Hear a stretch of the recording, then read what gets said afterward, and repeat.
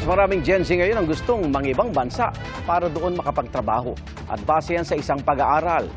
Karamihan din sa kanila, mas pinipiling magtrabaho ng mag-isa kaysa mapabilang sa isang grupo. Saksi si EJ Gomez. Ilang trabaho na raw ang napasok ni Amy pagka-graduate ng kolehiyo. Naghahanap ng may magandang sahod para makatulong sa pamilya. Kahit maayos ang trabaho bilang barista ngayon, gusto pa rin daw niyang mangibang bansa kung may oportunidad. Actually, tinutulungan ko magpagawa ng bahay yung mama. Kaya talagang kinoconsider ko mag-work abroad. Bukod doon, meron din akong kapatid na pwede ko pang tulungan. Kung kikita ng mas malaki, mas magagampanan niya ang responsibilidad bilang breadwinner ng pamilya. Ganyan din ang iniisip ng creative industry worker na si Ja.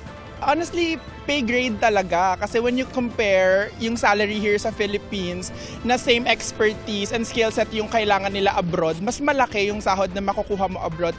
Kabilang sina Amy at Ja sa 52% na Pinoy Gen Z na nagsasabing mas gusto nilang mangibang bansa para doon makapagtrabaho. Base yan sa pag-aaral ng isang health insurance provider. Ayon sa pag-aaral, karamihan ng Gen Z o kabataang ipinanganak sa taong 1997 hanggang 2015 nais makaranas ng new culture at personal growth na magpapataas din sa kanilang competitiveness at marketability sa global job market. Ang Gen Z ay yung mga kabataang itinuturing na fully digitally native dahil lumaki sila sa mundo ng social media at smartphones.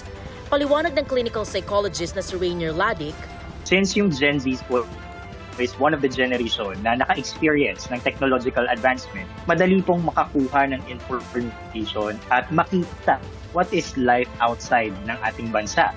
Mataas po yung kanilang personality ng openness to new experience ng mga Gen Zs na nagmo-motivate po sa kanila to try something new.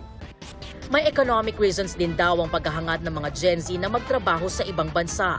Naghahanap po sila ng mga better paying na trabaho. Kasi po sa patuloy na pagtaas ng presyo ng mga bilihin at hindi pagtaas ng sahod, lumabas din sa nasabing pag-aaral na mas maraming Gen Z ngayon ang pinipiling magtrabaho independently. Nagbibigay pressure at anxiety din daw kasi sa Pinoy Gen Z kapag by group o team ang pagtatrabaho. The mere fact na their work will be observed and evaluated, so they feel all the more anxious working with groups. Working in groups may not show yung skills po na meron sila kasi always in group po yung nakikita eh.